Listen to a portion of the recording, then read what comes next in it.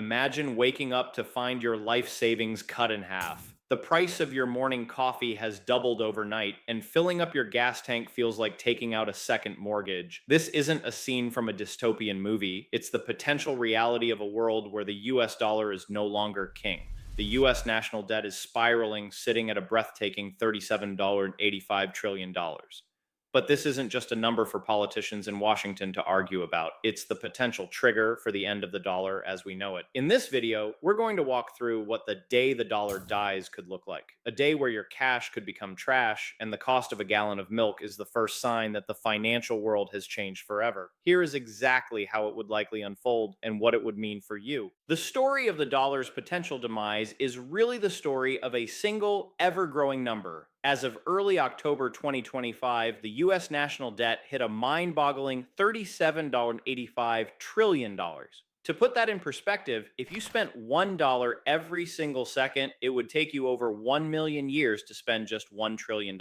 Now multiply that by nearly 38. This isn't just some abstract government accounting problem. It's a weight that presses down on every single citizen. Right now, your personal share of that debt is over $111,000.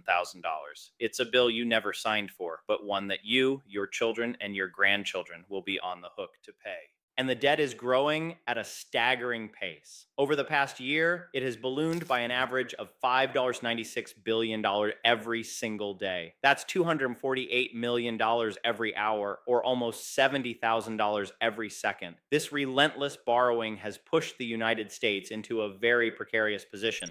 The country's debt to GDP ratio, which compares the total debt to our entire economic output for a year, is now around 124%. To put it simply, America now owes significantly more than its entire economy produces in a year, a milestone that was once considered a major red line for economic stability. So, how did we get here? For decades, the US dollar has been the world's reserve currency. After World War II, the Bretton Woods Agreement made the dollar the global standard. Other countries held dollars to trade with each other, giving the United States what's been called an exorbitant privilege. America could print money and run huge deficits with far fewer consequences than any other nation because there was always a global demand for its currency and its debt, which comes in the form of Treasury bonds. Think of it this way. For years, the US has had the world's most trusted credit card with a nearly unlimited spending limit. Whenever it needed more money, it could just borrow it by issuing treasury bonds, and countries like China, Japan, and the UK would eagerly buy them up, seeing them as the safest investment on earth. This system worked for a long time. It financed everything from social programs to military spending and allowed Americans to enjoy a standard of living propped up by continuous borrowing. But what happens when the lenders start to doubt the borrower's ability to pay? What happens when the credit card is maxed out and the interest payments alone become so massive they require even more borrowing just to keep from defaulting? This is the cliff the United States is rapidly approaching. The villain in this story isn't a person or a single political party, it's the compounding nature of the debt itself. The interest payments on the national debt are the most terrifying part of this equation. For the 2025 fiscal year, net interest paid on the debt rocketed to a record $970 billion.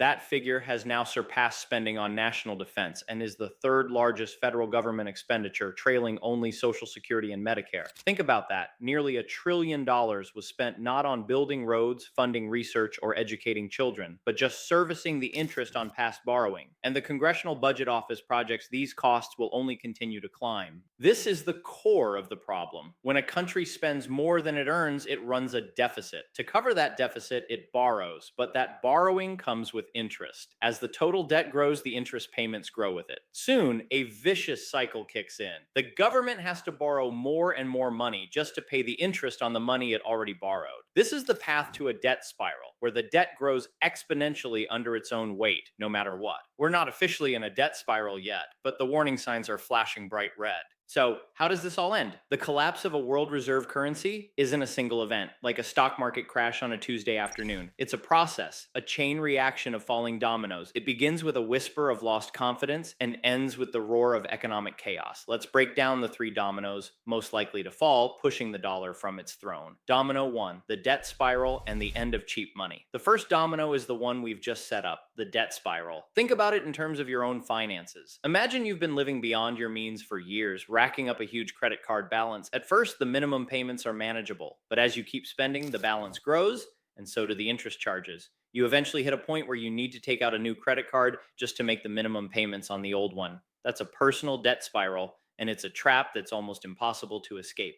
The United States government is in a similar, though vastly more complex situation. For years, interest rates were historically low, which made borrowing incredibly cheap. But that era is over. The average interest rate on the national debt has been rising. As of September 2025, the average interest rate on marketable debt was 3.406%. 5 years prior, it was just 1.635%. This might not sound like a huge jump, but when you're talking about a debt of nearly $38 trillion, it's catastrophic. A single percentage point increase adds hundreds of billions to the annual interest expense. The problem gets worse when you realize a huge portion of US debt is short term. A staggering $9.2 trillion of marketable debt, about a third of the total, is set to mature in 2025 alone. This means it will have to be rolled over or refinanced at today's much higher interest rates. This creates a terrifying feedback loop. Higher rates mean higher interest payments.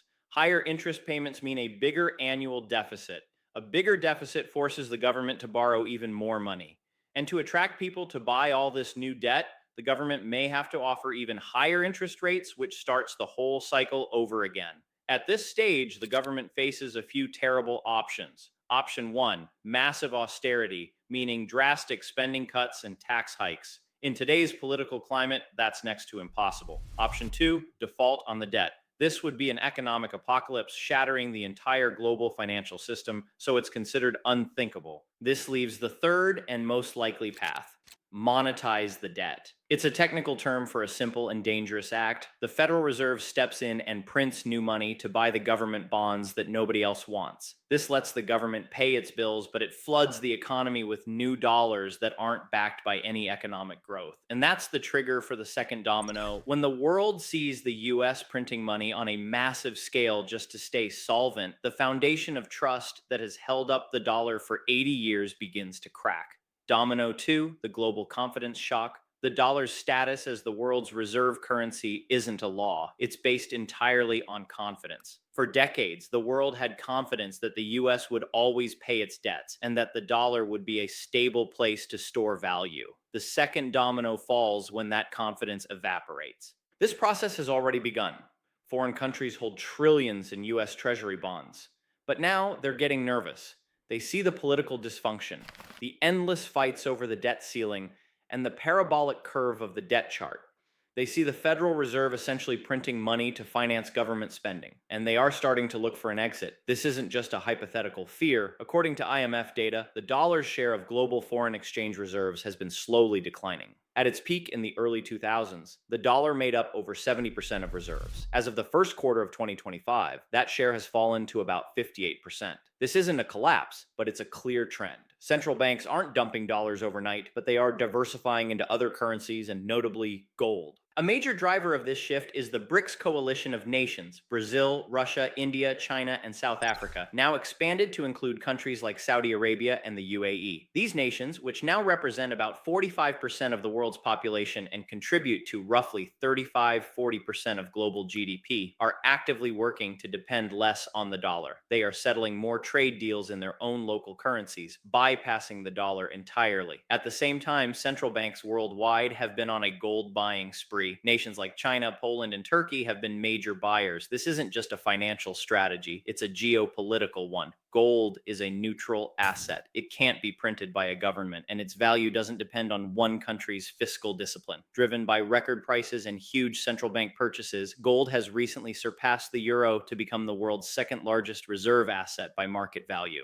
The confidence shock will hit a tipping point when a major holder of US debt, like China or Japan, publicly and significantly reduces its US Treasury holdings. That move would send a massive vote of no confidence to global markets, likely triggering a sell-off as other countries rush for the exits. This is the moment the exorbitant privilege ends. Global demand for US debt would vanish. To fund its deficit, the US would either have to offer astronomically high interest rates, crushing the domestic economy, or turn to the printing press with even greater force. And that lights the fuse on the final, most destructive domino. Domino 3, the inflationary firestorm. The third and final domino is hyperinflation. This is where the abstract problems of government debt become a devastating reality for every single person. It's the direct result of the first two dominoes, a government printing money to pay its bills and a world that no longer wants to hold its currency. When a country prints massive amounts of money not backed by economic growth, it devalues all the money already in existence. More dollars chase the same amount of goods, so prices have to rise. At first, it might just look like high inflation. But in this scenario, it doesn't stop. As foreign nations sell their US bonds, they trade their dollars for other currencies or hard assets. This floods the global market with unwanted dollars, which then come rushing back to the United States, the one place they have to be accepted. This tidal wave of returning currency, combined with the Fed's own money printing, could create an inflationary firestorm. The value of the dollar in your bank account would plummet, not yearly, but monthly, weekly, or even daily. Your savings would be effectively erased. The $100,000 you saved for retirement might suddenly only have the purchasing power of $50,000, then $10,000. This creates a terrifying change in behavior. People realize their cash is losing value by the minute, and the only rational response is to spend it as quickly as possible on tangible goods. This is what economists call a collapse in the demand for money. It leads to a rush to spend that drives prices up even faster. A gallon of milk that costs $5 in the morning could cost $7 by evening. Businesses can't set prices. Supply chains break down. The economy grinds to a halt, not from a lack of demand, but because the money itself has become meaningless. We've seen this play out in history, from the Weimar Republic in Germany to modern day Venezuela. The irony is that in a post dollar collapse world, Americans might find themselves desperately trying to get their hands on another country's stable currency to survive. This is the chaotic end of an economic era born from decades of borrowing and a final fatal loss of global confidence. This is a frightening scenario, and it's easy to feel powerless, but understanding the risks is the first step toward protecting yourself. The financial world is changing faster than ever, and being prepared isn't just a good idea, it's essential. If you want to keep learning how these massive economic shifts could impact you and what you can do about it, make sure you subscribe and hit the notification bell. We break down these complex topics every week to give you the clarity you need to navigate the uncertain times ahead. So, what does this actually feel like for the average person? A currency collapse sounds abstract, but the consequences are intensely personal. The day the dollar dies isn't just a headline, it's a profound disruption of everyday life. What it means for you: first, your savings and investments would be decimated. Anyone holding cash or dollar denominated assets like savings accounts, CDs, and most bonds would watch their wealth evaporate. A lifetime of saving could be wiped out in months. Your 401k or IRA, heavily invested in US stocks and bonds, would face turbulence unlike anything seen before. Your income would become worthless. A fixed salary would mean you get poorer with each passing day. Imagine getting a paycheck for $5,000, but by the time you spend it a week later, it only buys what $3,000 could have bought before. This destroys the incentive to work and punishes anyone on a fixed income, especially retirees. The cost of everything would skyrocket. Since the US imports a huge amount of goods, from electronics to food, a collapsed dollar would make them prohibitively expensive. The price of an iPhone, a car, or even basic medicines could multiply, putting them out of reach. Even American made goods would see massive price hikes, as the raw materials needed to make them are often sourced globally. The credit system would freeze. With hyperinflation, no one could get a mortgage, a business loan, or even a car loan. The entire credit based economy we rely on would seize up, leading to mass unemployment and widespread shortages. Ultimately, society could regress. Barter could become common, trading goods and services directly, a bag of potatoes for a gallon of gas. This is incredibly inefficient and would mark a return to a pre-modern economy. Trust in institutions, banks, the government, the Fed would be shattered, leading to social and political instability. The lifeline, your path forward.